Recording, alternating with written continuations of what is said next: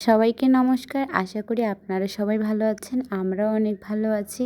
আজ ছিল চৈত্র মাসের শেষ সোমবার, আর এই কারণে আমরা সবাই মিলে চললাম পাশের একটা গ্রামে বাবার মাথায় জল ঢালার জন্য।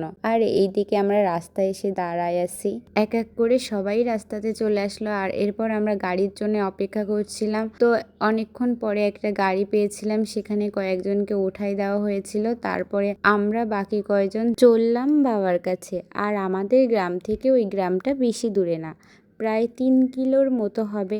তো আমরা দেখতে দেখতেই পৌঁছে গেলাম সেখানে। ওখানে লোকজন কমই আছে আমরা যেটা ধারণা করেছিলাম সেটার তুলনায়। তারপর ঘুরে ঘুরে চারপাশটা দেখছিলাম, আর আমাদের ভিতরে কয়েকজন আসতে বাকি ছিল, তাদের জন্য অপেক্ষা করছিলাম। আর ওরা আসার সঙ্গে সঙ্গে আমরা মন্দিরে চলে গেলাম পূজা দেওয়ার জন্য।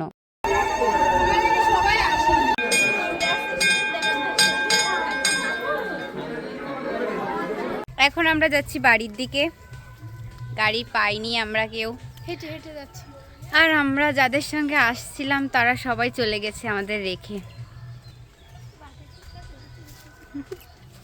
আমরা এই কিছুক্ষণের ভিতরে আবার একটা গাড়ি পেয়ে যাই। তো সেই গাড়িতে করে আমাদের গুটুদিয়া মঠে বাবার মাথায় জল ঢালার জন্য চলে আসি। ওরা পায়ে হেঁটে আসছিল আর আমরা ভ্যানে করে চলে আসছিলাম। তো ওরা আসার পরপরই আমরা আবার পূজা শুরু করি। পূজা শুরু করে আমরা বাড়ির দিকে রওনা দেই।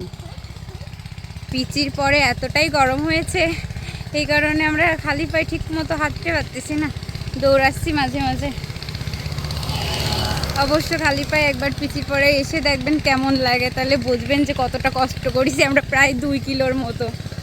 যেহেতু আমাদের মন্দিরেও পাঠ পূজা হচ্ছে, আমরা এখানে একটু শিব পূজা করে নিয়ে তারপরে বাড়ির দিকে চলে আসলাম।